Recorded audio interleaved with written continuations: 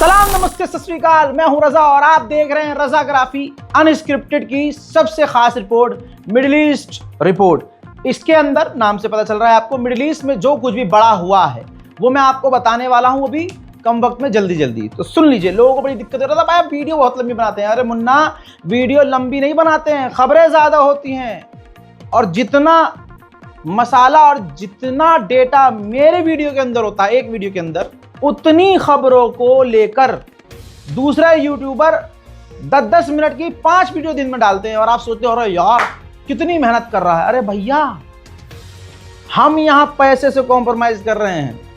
वो हमारी एक वीडियो का डेटा 5 बार, मतलब एक वीडियो में मैं 50 खबर दे रहा हूं, तो भाई वो एक वीडियो के अंदर 5-6 खबर देंगे। होगा क्या, वो 5-6 खबर इस वीडियो में, 5-6 खबर अगली वीडियो में, 5-6 खबर जितनी रजाग्राफी ने एक वीडियो में खबरें बताई होती है वो 5 वीडियो में बताते हैं। मैं आपका वक्त बचाता हूं, ठीक? तो समझ लीजिए। आइए सबसे बड़ी खबर, इजराइल को ईरान का खौफ सता रहा है। ऐसा खौफ कि ईरान को लेकर इजराइल की अथॉरिटी और इंटेलिजेंस ने कहा है कि जो ईरान के सुप्रीम लीडर हैं वो चाइना के हाई कमीशन से हाई लेवल की मीटिंग कर रहे हैं। यह कहने की कोशिश की गई है कि सुप्रीम लीडर खुद शी जिनपिंग से बात कर रहे हैं, direct upper level, top level की अथॉरिटी से। और भविष्य में, यानी आने वाले कुछ ही समय में, चाइना और ईरान की खतरनाक डील होगी और ईरान चाइना से एडवांस लेवल के डिफेंस सिस्टम खरीदेगा और चाइना का जो टॉप एडवांस फाइटर जेट है वो भी खरीद सकता है ईरान चाइना से। इसी वजह से अब ये नया डर, नया खौफ पैदा हो गया है इजराइल के अंदर और इजराइल ने इस पूरे मामले पर गहरी नजर बनाई हुई है। भाई, ईरान के पास हिम्मत के साथ साथ इल्म तो है। मेरा यह मानना है कि अल्लाह की है उस पर नजर, बेहतरीन नजर है, करम है, वरना ईरान अंदर से बहुत कमजोर है। 12 दिन की जंग में ईरान को बहुत इज्जत मिली और ईरान आज पूरी ताकत से अभी भी लड़ने को तैयार है। वरना ईरान की अथॉरिटी आदेश दे देती तमाम नेताओं को कि भाई भड़काओ नहीं, उल्टे सीधे बयान न दो। जैसे आपके सामने ये इमाम है, ये ईरान के इमाम जुमा हैं, तेहरान के। इन्होंने जुमे की नमाज के बाद खुतबे में कहा कि अगर इजराइल ने सीज फायर तोड़ा और ईरान पर हमला किया तो हम तेल अवीव को जहन्नम बना देंगे, शैतान का घर बना देंगे। मोमिनीन हजरात, जंग कभी भी हो सकती है, किसी भी समय हो सकती है, क्योंकि अब ईरान के विदेश मंत्री ने खुद कह दिया है कि इराक के अंदर हमारी जो ईरान की एम्बेसी है वो रेड अलर्ट पर है। पूरी दुनिया का बदला डोनाल्ड ट्रंप से अकेला ईरान ले रहा है।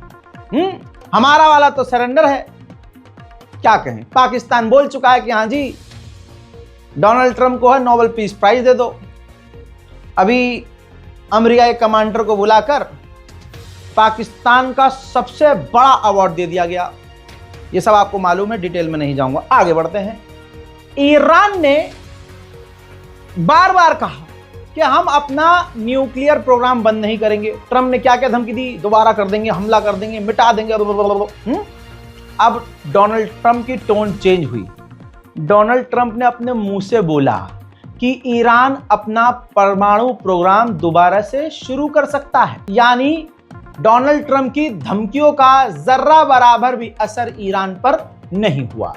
इधर हमारे वाले ने तो तेल लेना बंद कर दिया। भाई, जितने भी इंडिया की टॉप कंपनियां हैं, हिंदुस्तान पेट्रोलियम और ये पेट्रोलियम और वोट पेट्रोल, जहां से आप लोग डीजल पेट्रोल डलवाते हो, ये जो कंपनी है बड़ी भारत की कंपनी, इन तमाम बड़े बड़े कंपनियों ने ट्रंप की धमकी के बाद रूस से तेल लेना बंद कर दिया है। आगे बढ़ते हैं। ये जो सफेद सुअर है डोनाल्ड ट्रंप, ये सिर्फ भूखा है अवार्ड का। एक बार फिर से अमेरिकी जो गवर्नमेंट ऑफिशियल हैं उन्होंने कहा कि ईरान और इजराइल की जंग का भी सीज फायर डोनाल्ड ट्रंप ने करवाया और इस वजह से नोबेल पीस प्राइज ट्रंप को मिलना चाहिए। सुनिए। On the peace front, President Trump helped deliver an immediate and unconditional ceasefire between Thailand and Cambodia. The two countries were engaged in a deadly conflict that had displaced more than 300,000 people until President Trump stepped in to put an end to it. The president spoke directly on the phone with the acting Prime Minister of Thailand and the Prime Minister of Cambodia to inform both leaders that unless they brought their conflict to an end, there would be no trade discussions or agreements with the United States. Almost immediately afterward, a peace was brokered that will save thousands of lives and allowed for trade negotiations with these countries to resume, and they have. The president has now ended. सुन लिया दोस्तों, ये भूख, मुझे तो ये लगता है कि पूरी दुनिया में जहां जहां जंग चल रही है, इसी सफेद सुअर डोनाल्ड ट्रंप ने ही जंग करवाई है। खुद लड़वाता है, खुद दोनों हथियार देता है, दोनों को चाकू देगा, दोनों को मिसाइल देगा, फिर लड़वाएगा, फिर कूद जाएगा, हथियार देना बंद कर देंगे, बिजनेस बंद कर देंगे, ट्रेड बंद कर देंगे, चलो हाँ जी दे दो नोबेल पीस प्राइज, हमने बंद करवाया है। और दुनिया चू थोड़ी ना है, दुनिया को दिख रहा है कि सारे फसाद की जड़ ये अमेरिका है। व्हाइट हाउस से पत्रकार ने पूछा कि ईरान के विदेश मंत्री ने मांग की है जो इस जंग में जो नुकसान ईरान का हुआ है उसकी भरपाई अमेरिका करे, तो व्हाइट हाउस ने कहा कि ये तो रेडिकुलस बकवास बात है। हाँ, अगर ईरान बात करने को राजी है तो हम भी ईरान से बात करने को राजी हैं। Demands for financial compensation from the United States to the Iranian regime are ridiculous. If the Iranian regime really wanted to save money or alleviate some of the sanctions policy, they would stop taking destabilizing actions. They would stop wasting money on their nuclear program. They would stop sending money to terrorist death squads across the region. They would stop oppressing their own people.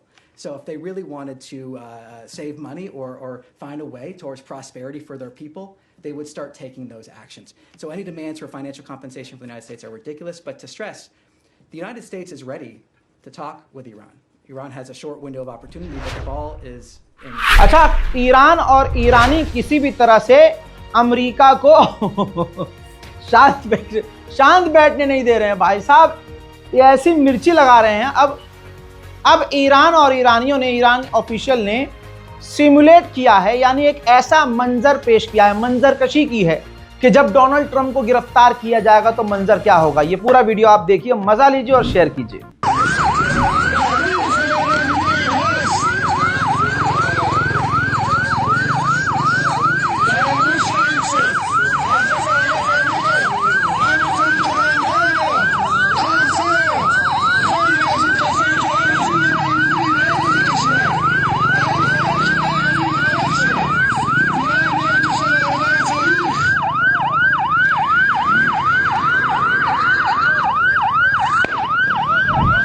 मोहतरम हजरात, Israel के आतंकी हमले में जो Lebanon पर वो कर रहा है, 4 बेगुनाह, देख लीजिए, ये चारों बेगुनाह लेबनीज मारे गए हैं, ये आम लोग हैं, ये कोई आतंकवादी नहीं। आइए अब मैं थोड़ा और पीछे ले चलूं, सीरिया के पास। सीरिया के अंदर ये देखिए द्रूज कम्युनिटी के लोग हैं, ये झंडा लहरा रहे हैं इजराइल का। द्रूज कम्युनिटी के जो लोग हैं वो सीरिया के अंदर रहते हुए झंडा लहरा रहे हैं इजराइल का, और इजराइल को कह रहे हैं कि आप इस इलाके में, सीरिया के स्वादा के इलाके में कब्जा करें। यह गद्दारी नहीं तो क्या है। इजरायली आर्मी का जो एक स्पोक पर्सन है, उसने अपने इजराइल के ही अंदर जो द्रूज कम्युनिटी के लीडर्स हैं उनसे मुलाकात की। देखिए कितने कंधे झुकाकर ये इजरायली आर्मी का जो स्पोक पर्सन है मिल रहा है। मतलब इजराइल को पता है कि सामने वालों को अपने अंटे में कैसे लेना है। वहीं भारी मात्रा में सीरिया के अंदर इजराइल जो है द्रूज कम्युनिटी को मदद भेज रहा है। ये देखिए, उसने पूरी तस्वीर आधिकारिक तौर पर जारी की है ताकि इसका ये प्रोपेगेंडा पूरी दुनिया में फैल जाए कि हाँ, द्रूज लोगों के लिए हम कितने सीरियस हैं, हम उनको बचा रहे हैं, वो हमारे अपने हैं। और जो द्रूज कम्युनिटी के सीरिया में लोग हैं वो पूरी तरह से इजराइल के अंधभक्त हो जाए, इजराइल के लिए हथियार उठाकर खुद सीरिया पर कब्जा कर लें। एक नौजवान फिलिस्तीनी पत्रकार जिनका नाम मरवा है, इस बहन की भी शहादत हो गई है इजराइल के हमलों में। उसके अलावा आज मैं आपको एक लंबे समय के बाद गजा सिटी की तस्वीर दिखाने वाला हूं। बहुत मुश्किल से तस्वीर मिली है। आप देखेंगे गाजा सिटी पूरी तरह से तबाह हो चुका है।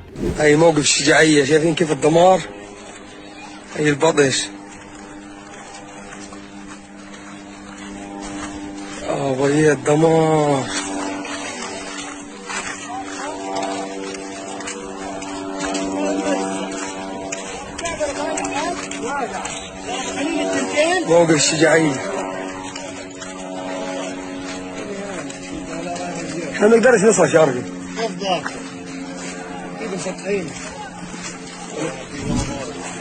जैसा मैंने आपसे कहा था कि अमेरिका का मिडिल ईस्ट का एनवॉय गाजा जाएगा यह साबित करने के लिए कि गाजा के अंदर भुखमरी नहीं है और इजरायली और अमेरिकी जो मिलकर मदद बांट रहे हैं वो बिल्कुल सही तरीके से बांट रहे हैं। अब यही जो है हराम का बंदा पहुंचा है वहां, ये देखिए तस्वीर, सिर्फ गाजा के एक इलाके में गया जहां मदद बांटी जा रही थी, और भी अलग जगहों पर अंदर मदद बांटी जा रही है जहां पर लोगों को गोलियां मारी जा रही हैं। लेकिन ये जो है कुत्ता जो है ये सिर्फ बॉर्डर पर जाता है, एक जगह पर जाता है, देख कर आता है और स्टेटमेंट जारी कर देता है कि नहीं, गाजा के अंदर किसी को गोली नहीं मारी जा रही है, कोई भुखमरी नहीं है, सब कुछ बढ़िया है, इजराइल बहुत बढ़िया तरीके से मदद बांट रहा है। सोचिए, एक जगह बॉर्डर के सबसे करीब जो गाजा का वो एरिया था जहां अमेरिकी एजेंसी मदद बांट रही थी, और कई जगह गाजा में मदद बांट रही है।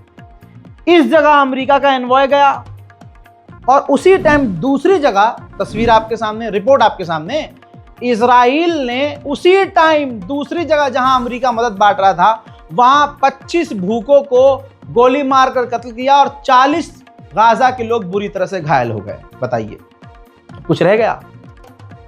एक जगह जाकर ऐलान कर दिया कि भाई सब बढ़िया है, और दूसरी जगह सेम टाइम जब ये यहां इस जगह मौजूद था गाजा में, दूसरी जगह गाजा में 25 लोगों को कत्ल कर दिया गया था। अल अक्सा अस्पताल, सारे अस्पताल गाजा के अंदर बुरे हालात में है। ये देखिए, लाइट नहीं है, टॉर्च जलाकर, मोबाइल की फ्लैश जलाकर घायल का ऑपरेशन किया जा रहा है।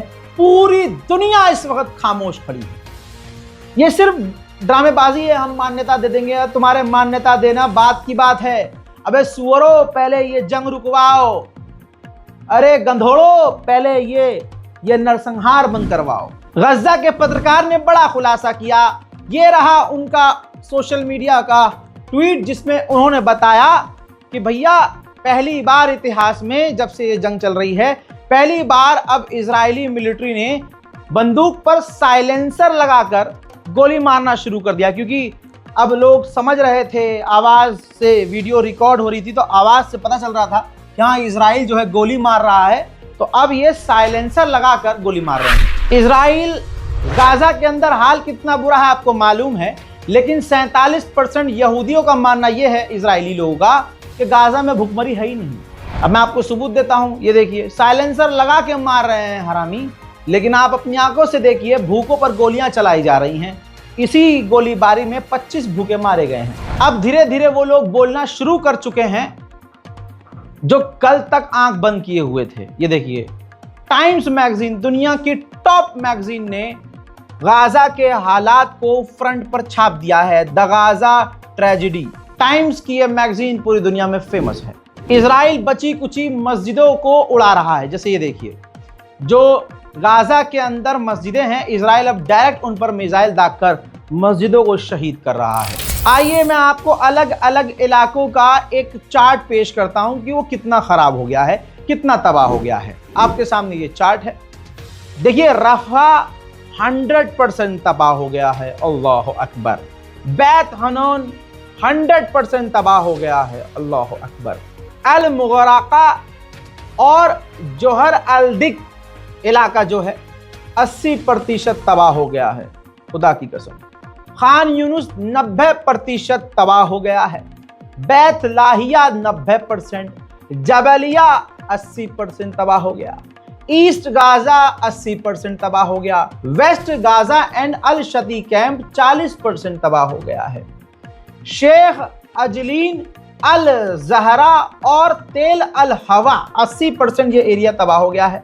नुसैरत 20%, अल बुरेज 30% और अल मगाजी 20% और दैर अल बला सिर्फ 5%। यानी दैर अल बला वो इलाका है जो सबसे कम तबाह हुआ है। वहां अभी इजराइल हमला वैसा नहीं किया है जैसा उसने दूसरे इलाकों में किया है। मैं आपको बता दूं कि जब हम फिलिस्तीन एम्बेसी गए थे मदद देने के लिए, तो वहां जो शख्स मौजूद था फिलिस्तीनी, उसका जो परिवार है वो दैर अल बला में ही था। तो बहुत लोग कहने लगे कि रजा भाई, फिलिस्तीन एम्बेसी में आप जो मदद देने जा रहे हो वहां तो कुछ एटीएम पेटीएम बैंक काम ही नहीं कर रहा। देखिए, दैर अल बला में काम कर रहा है। गाजा और फिलिस्तीन का जो सिस्टम है वो एक ही है, बैंकिंग। वो गजा के अंदर एटीएम्स हैं, जो बैंक हुआ करते हैं, वो ब्रांच टाइप में होती हैं। अगर वो कोई ब्रांच उड़ा दी गई है तो वो मेन ब्रांच फिलिस्तीन में है। अब समझ में आ गया आपको? लोग तहकीक करते नहीं हैं, तोहमत फौरन लगा देते हैं, और आपकी इस तोहमतबाजी से गाजा के अंदर मदद जाना उस वक्त रुक गई थी। लोगों ने कह दिया भाई हम नहीं दे रहे, हम बेसी में पैसा नहीं दे रहे। लेकिन आज मुझे उनकी बात याद आई कि उन्होंने कहा था कि मेरी बेटी, मेरे बेटे जो है इस इलाके में दैर अल बला जो है आज भी 5% तबाह हुआ है। तो अभी वहाँ काफ़ी सारी चीज़ें, दुकान हो, मकान हो, वो अभी सलामत है। जो खासकर अंडरग्राउंड हैं, जो बेसमेंट में बना रखी हैं चीज़ें, वो तो ठीक है अभी, क्योंकि इजराइल ने दुनिया को दिखाने के लिए जो तस्वीर वो जारी करता है, वो दिखाता है हाँ बिल्डिंग अभी सलामत हैं, तो वो उस इलाके की तस्वीर जारी करता है। ये इजराइल का प्रोपेगेंडा है। लिहाजा इस बारकोड का इस्तेमाल कीजिएगा। मैंने आपको बता दिया था, जो हमारा साल था वो पूरा हो गया हमारे दूसरे अकाउंट का, तो उसमें हमारे अकाउंटेंट ने बोला कि भाई इसके अंदर अब ट्रांजेक्शन मत कीजिएगा, इसमें से सारा जो है अब इकट्ठा करके मदद भेज देते हैं, दूसरा कोई अकाउंट हम लगा देंगे। तो जो लोग परेशान हो रहे हैं वो कह रहे हैं रज़ा भाई ये जो स्कैनर आपने अब लगवाया है, ये इसमें अली रज़ा नाम आ रहा है। तो अली रज़ा कोई और थोड़ी ना है भाई, सीनियर एडिटर है हमारा यार, जो इस वीडियो को आपके सामने रख रहा है, सारी खबरों को इकट्ठा कर रहा है, वो आपके छोटे भाई अली रज़ा हैं।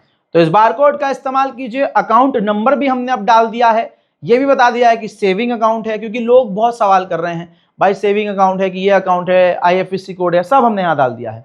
तो परेशान होने की ज़रूरत नहीं है। दिल में है मदद पहुँचाने की और चाहत है कि गाज़ा में हमारी तरफ से कुछ मदद जाए तो बिस्मिल्लाह, अदरवाइज दुआ ज़रूर कीजिएगा। 1373 वो लोग हैं जो भूखे थे और गाज़ा में अमेरिका की संस्था के द्वारा जो मदद लेने जा रहे थे, उन 1370 फिलिस्तीनी भूखों को इजराइल ने गोली मारकर कत्ल कर दिया। अल्लाह अकबर। हजरात, आपसे गुजारिश है कि इस वीडियो को शेयर कीजिएगा। मैंने आपको ईरान से लेकर गाज़ा, लेबनान तक जो अपडेट थी बड़ी, आपको इस रिपोर्ट में देकर जल्दी जल्दी आपका समय बचाने की कोशिश की है। हमारे चैनल रज़ाग्राफी अनस्क्रिप्टेड को सब्सक्राइब कीजिए। मेरे इस दूसरे इंस्टाग्राम, पहले वाले को तो अंधभक्तों ने मास रिपोर्ट करके उड़वा दिया, तो रज़ाग्राफी अनस्क्रिप्टेड जो है मेरा ये अकाउंट, इंस्टाग्राम को फॉलो कीजिए ताकि आप मुझे डायरेक्ट मैसेज कर सकें। रील वील मत भेजा करो यार, रील मत भेजा करो, नहीं देखता मैं रील भाई किसी की, चाहे कुछ भी हो। लिहाजा आपको कोई खबर देनी है, कुछ पूछना है, कोई बात करनी है, आप मुझे मैसेज कीजिए, DM कीजिए। बहुत बहुत शुक्रिया आप लोगों का इतना सुनने के लिए और साथ देने के लिए, और उम्मीद करता हूं कि आप गाज़ा और फिलिस्तीन की मदद के लिए आगे ज़रूर आएंगे। फिलहाल के इस रिपोर्ट में इतना ही। जय हिंद।